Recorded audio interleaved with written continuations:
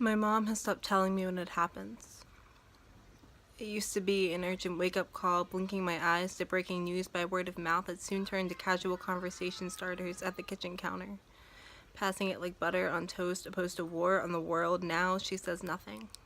Radio silence. I find out from my friends in the car. The driver turns to me, news station blaring through the speakers, and asks if I had heard.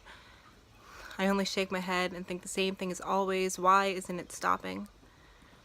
There are echoes of arguments coming through now, and I'm silently wishing it was more like my mom's information, just simply non-existent. No one has talked about the victims yet. Just a shooter and his sudden fame for being dangerous. They talk about how I was suspected he'd do this one day. So why did no one say something when it mattered? You know, I think my mom stopped waking me up to the news because she thought it would scare me so much I wouldn't leave my bed. So she made it a topic instead. I think eventually she gave it up completely because you can't start a morning conversation the same way every day. It becomes repetitive and numb to talk about a tragedy that never seems to stop. And this has become so common that I place my odds as to my survival rate depending on what class I was in, depending on the location, the teacher, the students, the shooter themselves. It happens so much that I can't help but imagine the sounds of glass shattering. A ring of heavy-clad boots, the first round of gunfire echoing through the halls, screams of students belt out, and hopefully I'm running to the fields. I see myself pushing past cameras and nodding yes to the "Are you okays" I keep getting asked by the students that hardly know my name, and I find my tongue asking the same. I'm centering the pit of my stomach, aching to make me remember that I could have been paint on tile, all while looking for the friends that could be bodies now. Casualties for the tragedies that we all knew were coming but didn't prepare for. I'm hoping none of them died in the school we are dying to leave. Because irony is far too bitter a note to end on sometimes. I imagine myself looking at the barrel. Forced down on my knees in execution style, I'm in history class. I wonder if the shooter knows that so many times before I've wanted to put a gun to my own head, and I finally started growing past that. The minute I wanted this life or taking away my decision, death didn't scare me until it wasn't my choice. I wonder if the shooter will look at my face, into the past 12 years we spent here together, etched into it, and usually I wonder if they'd let me say goodbye. I'd pull my phone out, display the screen so they know I'm not calling the cops, because honestly, we both know it's too late now. I text my mom.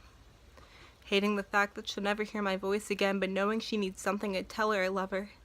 Because honestly, I think we both forget sometimes. I text my dad and tell him I forgive him. Dying will hurt, but it will hurt 10 times worse if I die and he still thinks I hate him. That I stopped loving him in the first place. He hurt me, but not enough to make me hurt him back like this. I text my sister. And I'd thank her for being a protector during the fights, letting her know she stayed loyal to helping me survive, but she couldn't always save me, and that isn't her fault. This isn't her fault. I'd text my friends, praying they get to see the message at all, and thank them for being the light in the darkest moments of my life. I tell them all I loved them. Getting used to past tense before it happens, I've imagined the sound of my death. A single steady finger movement and a loud ring out until my whole 17 years is pouring out of me and rinsed down the drain with all the victims, the infinite lives, the ones that were lost, are lost, will be lost, because this isn't going to stop. Every day, I wake up, not even able to feel the underbelly of fear anymore. I sit in class and twiddle my fingers, jumping at the sound of fire alarms and wanting to scream every time a door is opened and I do not know the face behind it, because what if it happens? What am I supposed to do? Was America supposed to do anymore? Because every time we try to have the conversation, we are told we are too young to understand our own fear. So instead, we continue to take our notes, trying not to compare the way the pen dries on the paper to how we imagine the blood drying on the peeling paint of our classroom walls, and it's sick. Sick that it's so easy for me to come up with that comparison, that we live in a world where that comparison can even exist.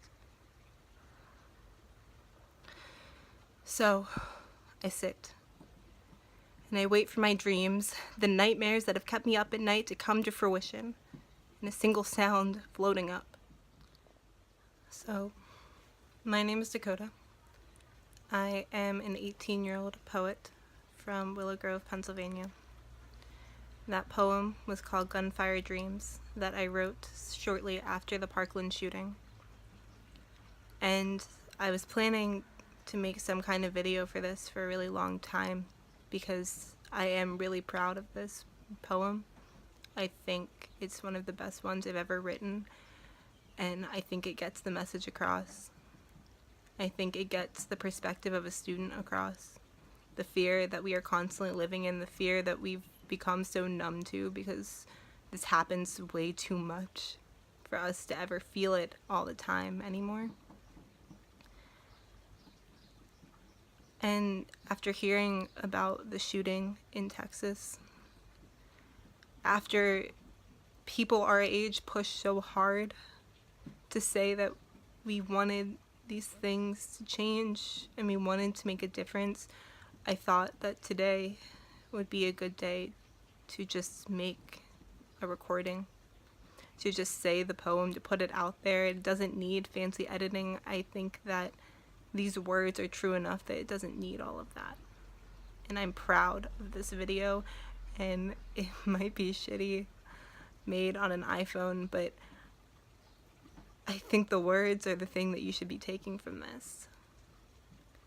I'm a high school senior, and for 4 years I have been scared of a lockdown drill becoming real. And I'm scared of never seeing my friends again. I'm scared that I'm gonna run out of the house and forget to tell my mom I love her and have her never hear my voice again. I'm scared. And in the fall, I'll be going 3 hours away so that I can just further my education and make something that makes me truly happy.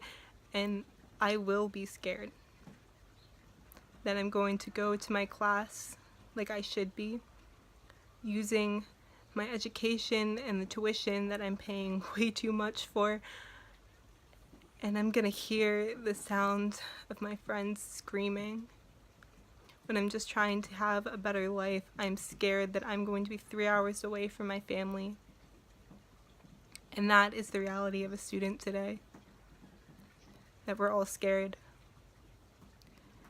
So, to those affected by any school shootings, mass shootings, anything, I hope this poem gave you something. I hope it brings light to something you didn't see before. This is the real world perspective of a high school senior who is terrified of being in her school halls now. I'm sorry, Texas.